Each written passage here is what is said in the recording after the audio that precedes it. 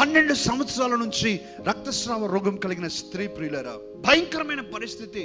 ఒక స్త్రీ వ్యాధి నిపుణులు ఆమె యొక్క పరిస్థితిని విశ్లేషిస్తూ ఈ మాటలు అంటూ ఉన్నారు. 12 సంవత్సరాల నుంచి ఇంత భయంకరమైన రక్తస్రావ రోగము కలిగి ఎవరైనా ఉన్నట్లయితే చూడటానికి వారు బక్క చిక్కిపోయి ఉంటారు, పేలగా ఉంటారు. వారి ముఖం చూస్తేనే పేలగా ఉంటది, అందవికారంగా ఉంటారు. అంత మాత్రమే కాకుండా వారు అంటూ ఉన్నారు, ప్రియులారా, ఇంత భయంకరమైన వ్యాధితో ఉన్నటువంటి ఒక స్త్రీ తన వ్యాధిని బట్టి ఆమె దగ్గర కంపు కొడతా ఉంది. ఆ రోజుల్లో స్త్రీలు బయట తిరిగే అంత బహిరంగ ప్రదేశాలలో పురుషుల మధ్యలో ఉన్న పరిస్థితి కాదు.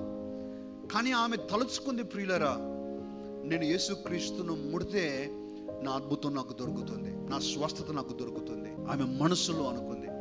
కానీ పరిస్థితి అనుకూలించడం.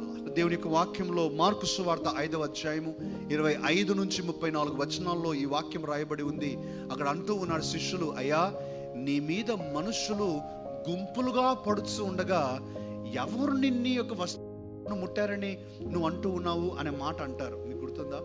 అంటే జనములందరూ కూడా యేసుక్రీస్తు మీద పడుచున్నంత కిక్కిరిసిపోయిన జనాలు, వారి మధ్యలో నుంచి ఒక బలహీనమైన స్త్రీ, ఒక కంపు కొట్టే స్త్రీ, అందవికారంగా ఉన్న స్త్రీ, అక్కడ ప్రదేశాల్లో నిషేధముగా ఉన్నటువంటి పరిస్థితిలో ఆమె వెళ్ళి ఆమె యేసుక్రీస్తును ముట్టగలదా అనేటువంటి ప్రశ్న. ఒక్కసారి స్పర్శిస్తే తన అద్భుతం, ఒక్కసారి స్పర్శించాలి తన అద్భుతం.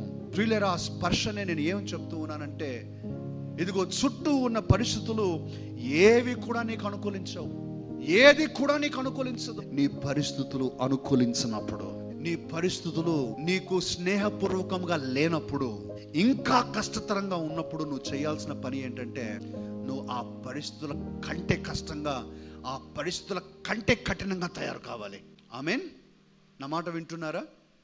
When the situations are tough, you should become tougher.